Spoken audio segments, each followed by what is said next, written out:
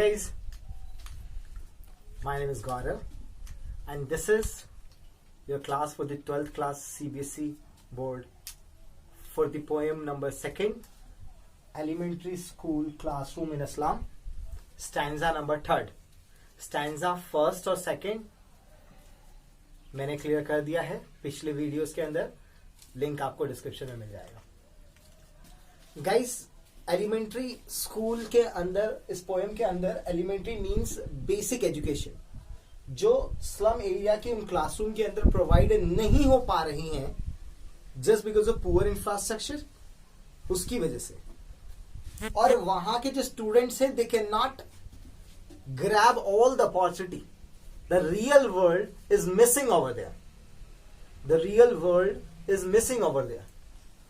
तो अब यहां पर उस क्लासरूम के अंदर वो 5 चीजें थी, वो पूरी दुनिया थी जिसको दिखाया जा चुका था, लेकिन फिर भी वो नहीं कर पा रहे। यहां पर स्टीफन स्पेंडर कहते हैं, surely Shakespeare is wicked. Yes, he is wicked. वो दुष्ट हैं, क्योंकि वो एग्जाम्पल जो दिखाया गया है, क्योंकि वो जो एग्जाम्पल दिखाया गया है उस स्कॉलर का उस क्लासरूम के अंदर जहां बेसिक एजुकेशन प्रोवाइडेड नहीं हो रहा है, वो एग्जाम्पल ही गलत है। देखिए, एक बेसिक सा पंगा है, दुनिया में प्रॉब्लम तब नहीं है जब सब परेशान है। दुनिया में प्रॉब्लम तब है जब एक के पास पहनने के लिए नहीं है और दूसरा कोट पैंट में घूम रहा है। देखिए, मैं आपको एग्जांपल देता हूं कि इस क्लासरूम के अंदर सबके पास इरेजर है, तो ठीक है ना, मेरे पास भी इरेजर है, आपके पास भी इरेजर है, उनके पास भी इरेजर है, सबके पास इरेजर है। बट उसमें से कोई एक ऐसा है जो मेरे साथ बैठा हुआ है जिसके पास एक ऐसी इरेजर है जिसमें एरोमा है या मैजिकल इरेजर है, कुछ भी ऐसा जो लग्जरियस कर सके हम या मैजिकल कर सके। तो मैं भले कितना ही अच्छा इंसान क्यों ना हूं, मेरे मन में एक पल के लिए जरूर आएगा कि काश एक दिन मेरे पास हो। अगर मैं वैल्यू के हिसाब से अच्छा हूं तो मैं सोचूंगा काश एक दिन मेरे पास, काश मेरे पास ये होता, और एक दिन होगा मेरे पास। मैं पढ़ूंगा, ये करूंगा, वो करूंगा, वो करूंगा, और ऐसी लाइफ को मैं अटेन करूंगा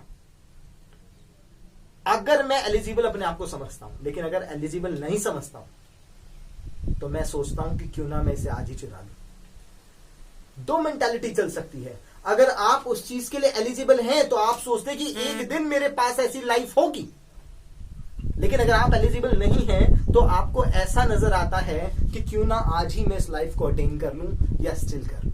बस ठीक इसी तरीके से जो क्लासरूम के अंदर 5 चीजें लगी हुई हैं, वो किसी को मोटिवेट कर सकती हैं, लेकिन किसी को डिमोटिवेट कर सकती हैं, किसी को टेम्प्ट कर सकती हैं चोरी करने के लिए। क्यों? क्योंकि प्रॉब्लम तब नहीं होती जब सब एक इक्वल स्टेटस पर होते। प्रॉब्लम तब होती है जब एक के पास पहनने के लिए नहीं है और दूसरा कोट पैंट में घूम रहा है। यहां पर वही कहा है स्टीफन स्पेंडर ने कि this example, the map of bad example, map का जो एग्जाम्पल है that is a bad example over there. क्योंकि map is what, map means what, आपको ध्यान रखना पड़ेगा। सीबीएसई बोर्ड आपसे जरूर पूछ लिया करता है why it is a bad example, because map is the example of exclusive world, a world of full of opportunities,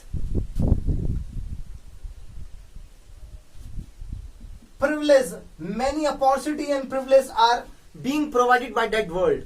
But अगर हम यहां पर स्लम एरिया के स्टूडेंट की लाइफ को देखें तो that is totally contrary to this fact. इस फैक्ट के बिल्कुल अपोजिट नजर आता है, जहां पर उनके पास वो क्वालिटी ही नहीं है, वो एलिजिबिलिटी नहीं है जिसके जरिए वो कह सकें कि this world I will get once, जब मैं ऐसा करूंगा। क्यों? क्योंकि उस दुनिया को पाने के लिए जो बेसिक एजुकेशन, जो एजुकेशन नीडेड है, जो रिक्वायर्ड है, they are far far from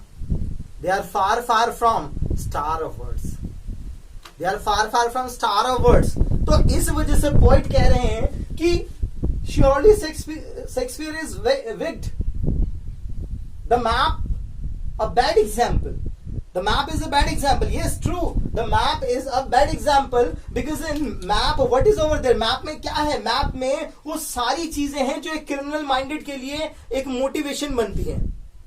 क्या है? 3 चीजें, शिप, सन एंड लव। आप रिकॉर्ड उठाइए, क्राइम पेट्रोल उठाइए या जो भी उठाना है, जितनी भी क्रिमिनल एक्टिविटियां होती हैं वो इन्हीं तीनों की वजह से होती है, और कोई मोटो ही नहीं है। शिप मीन्स लग्जीरियस लाइफ, सन मीन्स फेम, नाम, and love is love, love, fame and richness की वजह से ये सारी क्रिमिनल एक्टिविटियां होती हैं। और उस मैप के अंदर वो सब कुछ है, और इनकी दुनिया मतलब उस विंडो के अंदर जहां इनका ध्यान है, जिसे स्लम एरिया से कंपेयर किया गया है, वहां पर they are sitting in the classroom, even that classroom is full of dim light and fill the state is over there. So इसलिए कहते हैं वहां पर कि map is a bad example, क्योंकि मैप में क्या क्या, map is containing ship, sun and love, and वो क्या कर रहे हैं, tempting them, tempt is fine, tempt, लुभाना, यस, वो लुभा रही है उन्हें, टेम्पटिंग देम टू स्टिल, कि वो चोरी करना चाहते हैं उसको, वो मैप उसको लुभा रही है कि अरे ऐसा है क्या। वो तो अच्छा हुआ कि इन बच्चों का ध्यान अदर देन दिस उस विंडो पर है, क्योंकि अगर एक बार उनका ध्यान इधर चला जाए तो कहेंगे अरे यार ऐसा भी होता है क्या, और इसे पाने के लिए नहीं जाएंगे।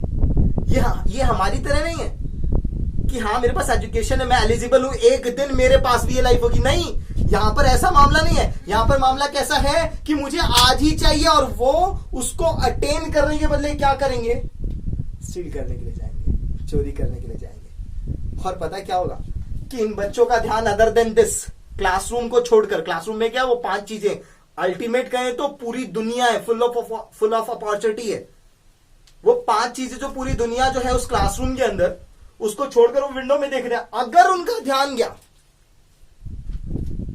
तो पा तो सकते नहीं, क्योंकि उनके पास बेसिक एजुकेशन भी नहीं है, तो क्या करेंगे, चोरी करेंगे। इसलिए स्टीफन स्पेंडर साहब कहते हैं, surely Shakespeare is विक्ट the map a bad example because map is with ship, sun, love, that is not motivating them। अगर वो इधर देखेंगे तो मोटिवेट नहीं होंगे, tempted होंगे to steal that, उसको चोरी करने के लिए।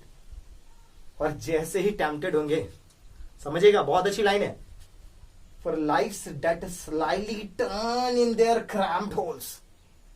सपोज करिए दिस इज विंडो, ये उनका फ्यूचर है, और वो धीरे धीरे अपने फ्यूचर की तरफ जा रहे हैं, क्योंकि अदर देन दिस उनका ध्यान तो क्लासरूम में है ही नहीं ना, उनका ध्यान क्या है, उस विंडो में। और अगर इन केस उनका ध्यान एक बार गया तो वो स्ट्रेट जाने के बदले टर्न, स्लाइटली टर्न मतलब क्लेवरली टर्न, बहुत चतुराई से टर्न ले जाएंगे और कहेंगे ये विंडो, ये स्लम एरिया, ये तो मेरी लाइफ नहीं है, मेरी लाइफ वो है, लेकिन उस लाइफ को पाने के लिए दे आर नॉट एलिजिबल।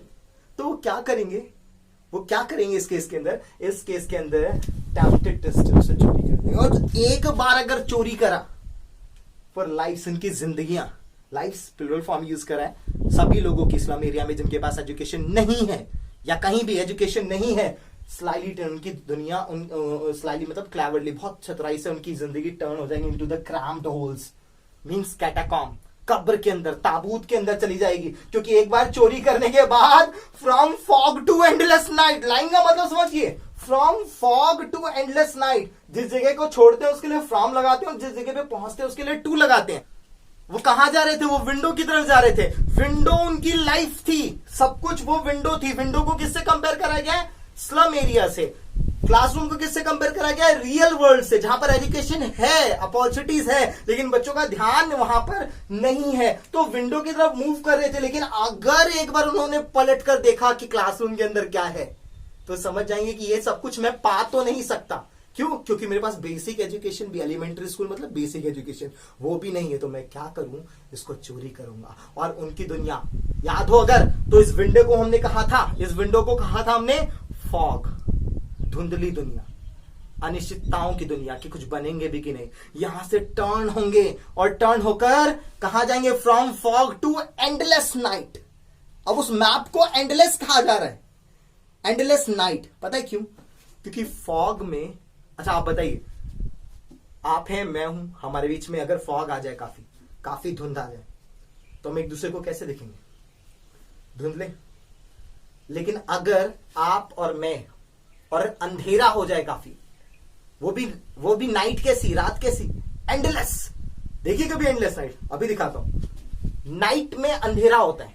अब आप मुझे बताइए धुंधला अच्छा है या अंधेरा अच्छा है? लेकिन अगर चोरी करे तो कहां जाएंगे? नाइट की तरफ। वो नाइट कैसी? Endless night. एंडलेस नाइट होती है? हाँ होती है। कहां? कब्र के अंदर। एंडलेस का मतलब है नाइट मतलब अंधेरा, ऐसा अंधेरा, ऐसी रात जिसकी एंडलेस हो, अगली सुबह आए ही ना। ऐसी रात कहां होती है? उस कॉफिन के अंदर, उस कब्र के अंदर। तो पोएट स्टीफन स्पेंडर कहते हैं कि फ्रॉम, अगर वो चोरी करने के लिए जाते हैं, from fog to endless night, उनकी जिंदगी तो तबाह समझो। भले इस विंडो में उनका बनना, कुछ बनना तय नहीं था, बट था तो सही। नैरो स्ट्रीट में कुछ दूरी तो चलते, लेकिन अगर उन्होंने चोरी करी तो from fog to endless night की तरफ वो टर्न कर जाएंगे, और जैसे वो वहां पर जाएंगे उनकी जिंदगी वहीं खत्म हो जाएगी। उनकी सिचुएशन को दिखाते हैं, लिविंग कंडीशन को दिखाते हैं। ऑन देयर स्लैग हिप, बहुत ही अच्छी लाइन है, ध्यान से सुनेगा। On their slag hip.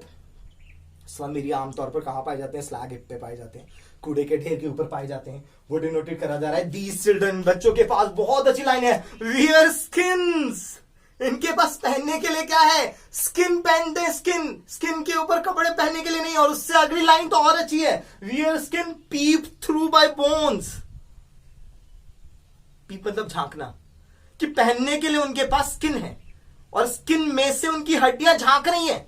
इतने दुबले पतले हैं वो, ऐसा लगता है कि उनका शरीर ना हो, कूड़े का ढेर हो, हड्डियों का ढेर हो। Wear skin peep through by bones, उसमें से भी क्या झांक रही हैं? उनकी हड्डियां झांक रही हैं। And speckles of steel with मेंडेड glass. मेंडेड का मतलब आप सब समझते हैं, ठीक करा हुआ, सुधारा हुआ, जिसमें सुधार किया गया हो। किसी शायर ने खूब कहा है, टूटा हुआ दिल और कांच कभी ठीक नहीं हो सकता। इन्होंने कांच पहना है, चश्मा पहना है। चश्मे का फ्रेम जो है ना वो स्टील का है, लेकिन जो उसके जो लेंसेज हैं वो कांच के हैं। वो पता है कैसे हैं? बहुत खूब यूज करा है। कैसे हैं? Like bottle bits on stone. Like bottle bits on stone मतलब समझ रहे हैं? सबसे पहले तो ये समझिए, like is the example of what? Simli.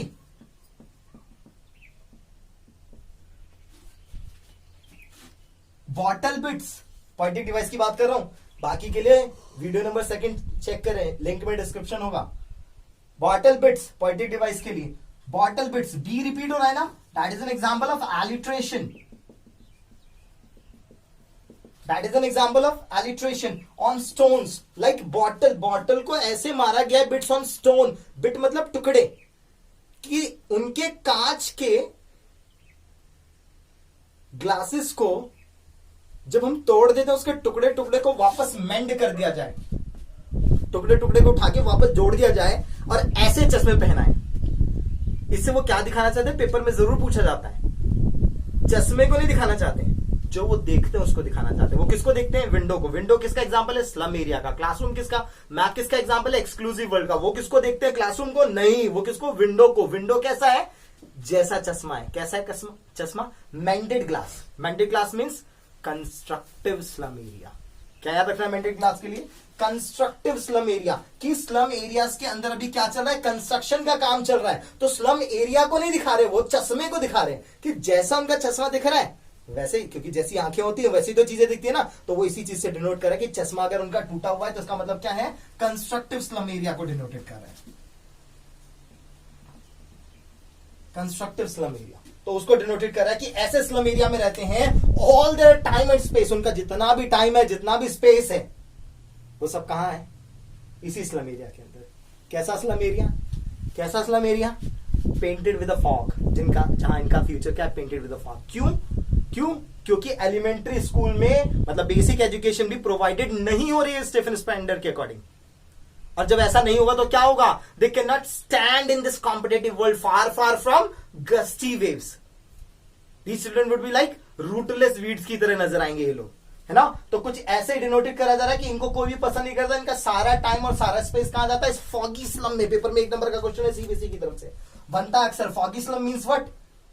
यहां पर फॉगी का मतलब क्या है? Foggy in the sense polluted. और क्लासरूम में मैप लगा था, किसका याद है? बेल्ड फ्लारी टाइजरल valley, that was example of natural beauty. उन्होंने तो सिर्फ पॉल्यूशन देखा है। जब वो देखेंगे झरने, जब वो देखेंगे फॉरेस्ट, जब वो देखेंगे कुछ अच्छी चीजें, भाई स्लम एरिया में नहीं होता है, स्लम एरिया में नालियां होती हैं, तो जब वो चीजें देखेंगे तो क्या करेंगे, एक दिन मेरा घर भी M2K में होगा, ऐसा बोलेंगे? नहीं, क्यों? क्योंकि वो एलिजिबल नहीं होंगे। जब वो एलिजिबल नहीं होंगे तो नहीं करेंगे, तो वो क्या करने निकलेंगे कि चलो इसका भी नहीं होगा, मैं भी इसके यहां से कुछ ले आऊंगा या चोरी कर लूंगा, या कुछ भी टेम्पटेड होंगे। और अगर टेम्पटेड हुए तो क्या होगा, from fog to endless night, endless night की तरफ वो मूव कर जाएंगे। सो ब्लॉट, ये रिक्वेस्ट करते हैं, अगले पैरा के साथ ये ज्यादा अच्छा कवर होगा, बट फिर भी थोड़ा सा सुन लीजिए। सो ब्लॉट देयर मैप्स, उखाड़ दो इस मैप को, इस मैप की हमें कोई जरूरत नहीं है। सो ब्लॉट दिस मैप, इसको निकाल दो विद स्लम, या फिर इस मैप के ऊपर ब्लॉट धब्बे के लिए भी यूज करते हैं कि इन स्लम एरियाओं को भी इनके ऊपर डॉट की तरह दिखाओ, या फिर इनको निकाल दो एज बिग एज डूम, क्योंकि ये क्या है, डूम, डूम मतलब प्रलय, कयामत, ये कयामत है, सब खत्म कर देगा, सब तबाह कर देगा, एज बिग एज डूम। अगर इनको एजुकेशन नहीं मिलेगा तो सब खत्म हो जाएगा। मैंने अक्सर देखा है कि बड़ी बड़ी बिल्डिंग के साथ में झुग्गियां होती हैं, पता है क्यों? क्योंकि झुग्गियों के साथ अगर झुग्गियां होंगी तो वो टेम्पटेड नहीं होंगे ना, वो लुभाएंगे किसके लिए, भाई तेरे घर में भी कुछ नहीं, मेरे घर में भी कुछ खाने के लिए नहीं है। लेकिन जब वो झुग्गियां बड़ी बिल्डिंगों के सामने होंगी तो तेरे घर जो होगा वो मेरे घर, या तो मैं एक दिन कमाऊंगा, वो तो एलिजिबल नहीं है, तो क्या करूंगा, मैं उसे टेम्पटेड टू स्टिल हो जाऊंगा और उसको अपने घर लेकर आ जाऊंगा। सो अल्टीमेट यही मोटिव होता है। और अगर झुग्गियों में होगा तो क्या होगा, मतलब आई मीन स्लम एरियाज के अंदर ही ऐसा होगा तो क्या होगा, एज बिग एज डूम, कयामत हो जाएगा, क्योंकि ये इस रास्ते पे निकल पड़ेंगे। Thank you for this stanza number 3 and stanza number 4। मिलते हैं नेक्स्ट वीडियो के अंदर, तब तक सबको लाइक शेयर सब्सक्राइब करने के लिए बोलें। Thank you.